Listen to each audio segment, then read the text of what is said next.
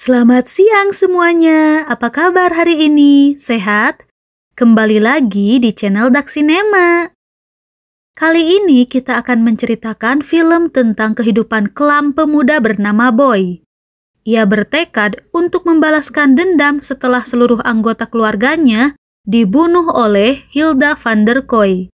Meski terlahir sebagai tunarungu dan tunawicara, Boy memiliki daya imajinasi yang dinamis. Ia digerakkan oleh suara batinnya yang diambil dari video game favorit masa kecilnya. Langsung saja kita bahas alur cerita filmnya yang berjudul Boy Kills World yang dirilis pada tahun 2023. Film dimulai dengan suara narasi internal yang nyentrik dan sarkastik milik Boy, yang memperkenalkan dirinya sebagai karakter utama dalam dunianya sendiri. Sebuah dunia distopia yang absurd, penuh warna mencolok namun kejam.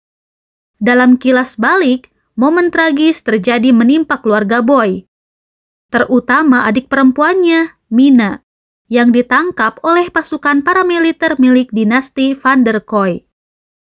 Mereka dijadikan tontonan dalam acara tahunan bertajuk The Culling, semacam upacara eliminasi publik ala reality show. Di tengah keramaian penonton yang bersorak, Mina dieksekusi secara langsung. Sementara Boy, yang saat itu masih remaja, hanya bisa menyaksikan dalam diam dan ketakutan.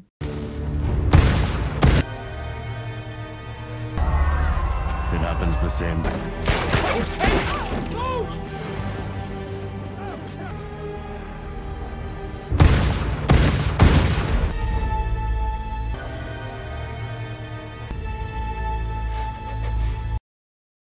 Setelah eksekusi, Boy berusaha kabur dari kekuasaan Van der Kooi.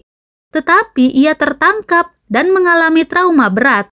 Suara dan pendengarannya hilang secara misterius setelah kejadian tersebut, entah karena trauma, luka fisik, atau keduanya. Namun, ia diselamatkan oleh seorang pria misterius yang hidup menyendiri di hutan. Dikenal sebagai Shaman.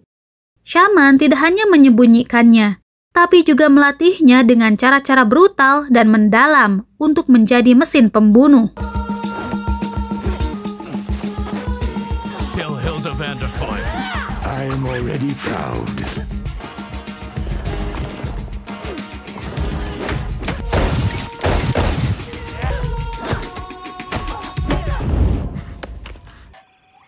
Ameliorate.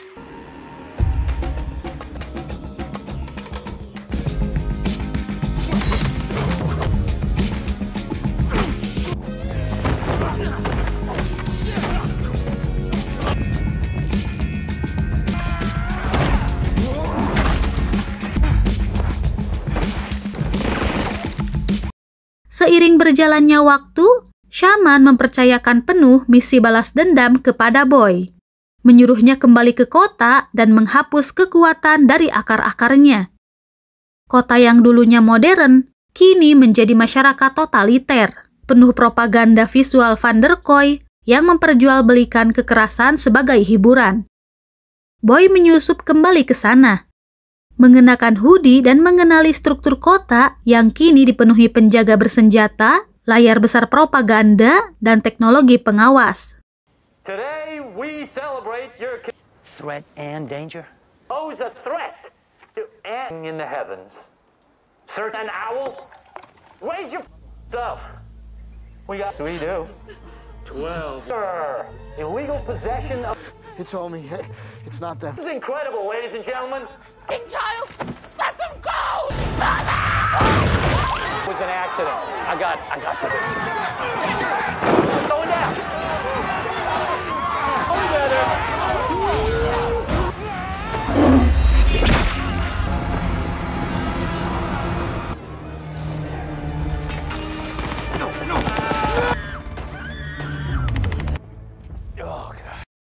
Boy menyelinap ke sebuah acara publik keluarga Van der Kooi dengan membawa tujuan pertamanya, membunuh para algojo yang bertanggung jawab atas kematian adiknya. Dalam perjalanannya, ia bertemu dengan seorang gadis bernama Basho, yang tengah disiksa oleh tentara Van der Kooi, Ia menyelamatkannya dengan gaya bertarung brutal dan koreografi cepat. Pertarungan berdarah ini menandai awal dari rangkaian misi pembunuhan balas dendam Boy akibat kejadian di masa lalu. That doesn't. No, move! Watch. Only.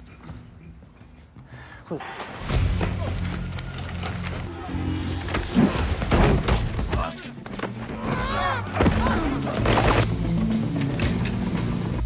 No plan, no weapon. Don't.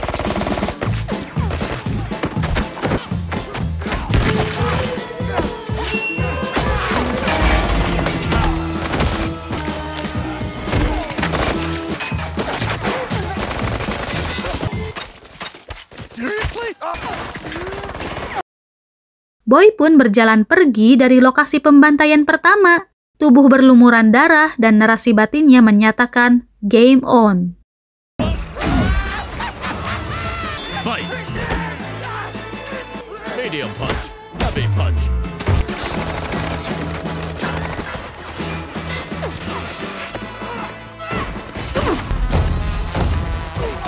My name is Basho.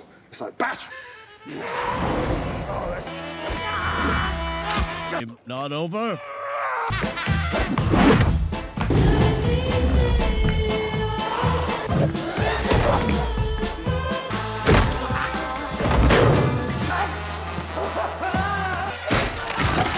Cleared.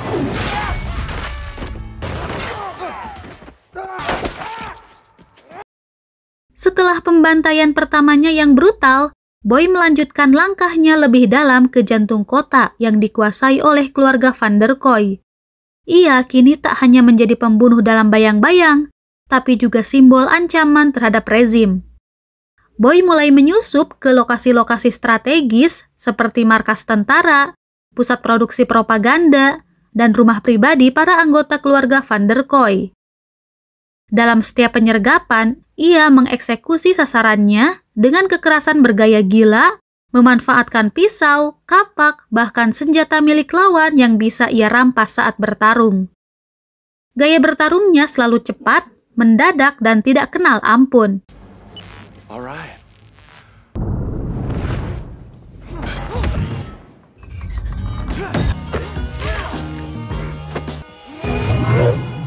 You got.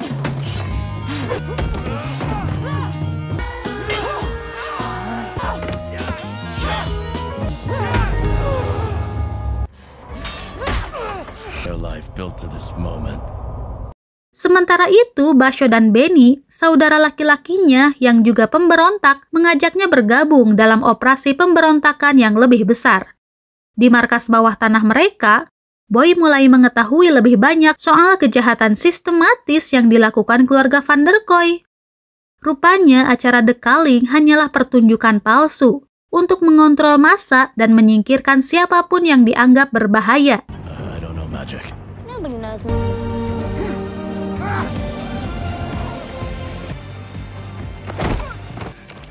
Weapons, danger. Now comes the hard part. Confused. Deep. Right, I'm a chef.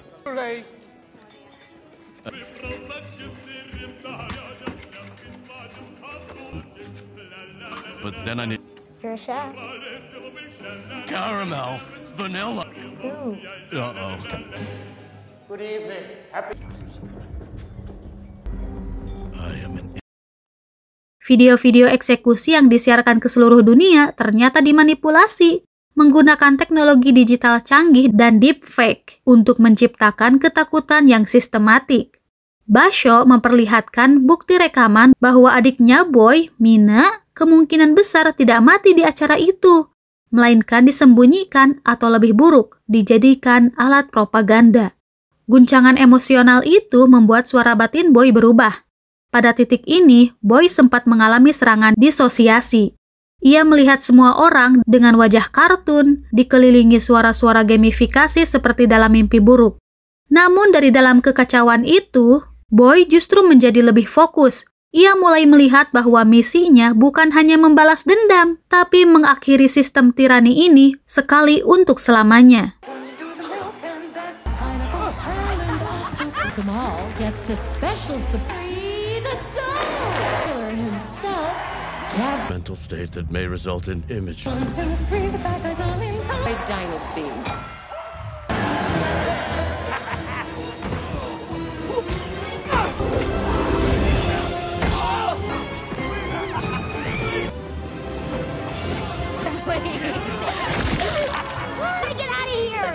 Setelah pelarian itu, Boy memburu salah satu anggota keluarga Van der Kooi yang paling berpengaruh, Gideon, saudara laki-laki Hilda yang menjadi direktur propaganda.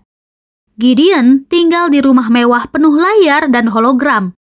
Boy menyusup ke tempat itu dan membantai semua penjaga dengan gaya teatrikal, termasuk adegan di mana ia menggunakan pedang dan menjatuhkan lampu gantung besar ke tubuh musuhnya. Dalam konfrontasi dengan Gideon, Boy memaksa lelaki itu mengungkap kebenaran di balik eksekusi Mina. Di sanalah terkonfirmasi bahwa Mina masih hidup, dijadikan simbol perdamaian palsu oleh Hilda, dan akan dijadikan bintang utama pada The Culling selanjutnya. Gideon mencoba kabur, tapi Boy menusuknya hingga mati.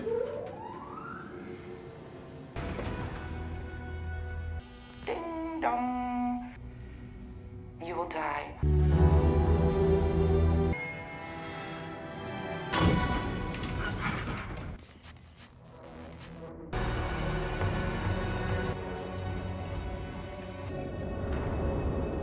One purpose mostly. Hilda van der Kooi.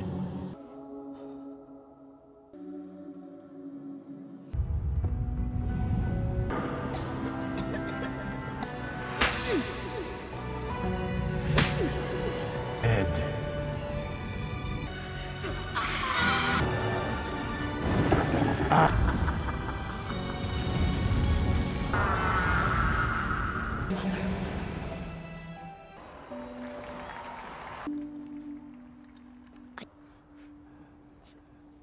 Train soldiers to destroy our...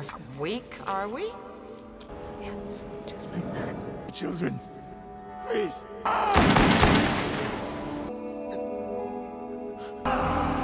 Make your family proud. Boy menyusup ke pusat kekuasaan keluarga Van der Kooi, arena utama penyiaran langsung acara The Culling, yang terletak di kompleks menara televisi megah dan absurd, penuh hiasan propaganda, dan dikelilingi pasukan berat. Acara itu akan menjadi pertunjukan besar sepanjang sejarah penyiaran mereka, sebab Mina yang kini dicitrakan sebagai simbol pengkhianat yang insaf akan dijadikan tumbal utama dalam tayangan puncak. Boy dengan tubuh penuh luka dan semangat amarah terakhirnya, bergerak melalui jalur bawah tanah yang gelap, membantai siapapun yang menghalangi jalannya satu demi satu.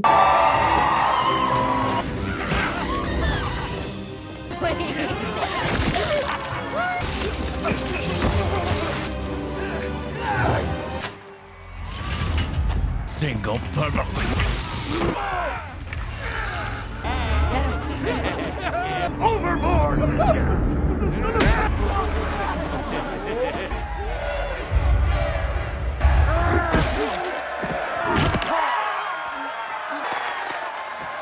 Boss, Come here. Benny! my Dings. Let's go! This way! You prick! Mortis! But the plan right now! First structure! part of that. We are the revolution.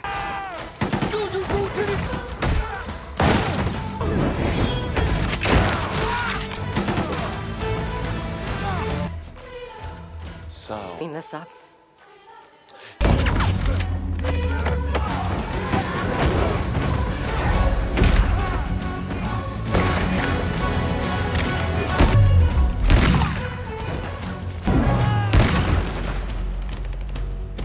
Saat ia berhasil menyusup ke bagian dalam studio, Boy dihadapkan pada musuh berat, yaitu June 27, anak buah elit Van der Kooi yang juga merupakan petarung mematikan. Pertarungan mereka berlangsung dalam ruang latihan serba putih, brutal, dan bergaya seni bela diri klasik penuh akrobatik, darah, dan penghancuran properti.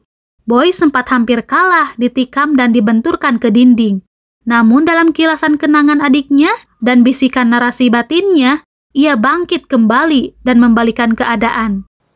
Where are you going? Oh, hey, man. Nice job. No, wait. No, it's okay. You know, Namun di sana, Hilda van der Kooi sudah menunggu. Dikelilingi oleh kru siaran dan pengamanan elit, Hilda memulai pertunjukan langsung dan memperkenalkan Mina kepada dunia sebagai simbol rekonsiliasi dan kekuasaan mutlak. Boy bertarung bukan hanya dengan tubuhnya, tapi juga dengan identitas dan trauma masa lalunya. Ia akhirnya menusuk Hilda dengan pisau Mina, mewakili keluarga mereka yang hancur. This is his weapon.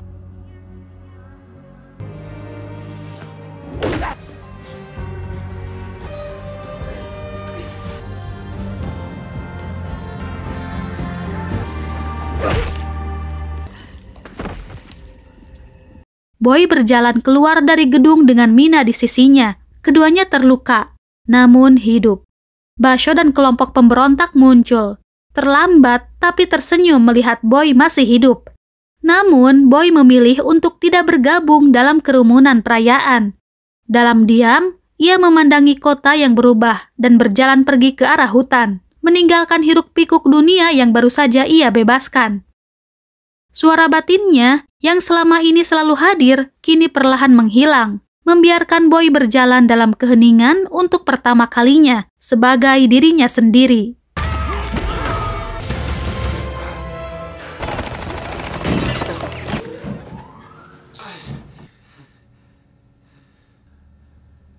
They told me that I hated them for taking you.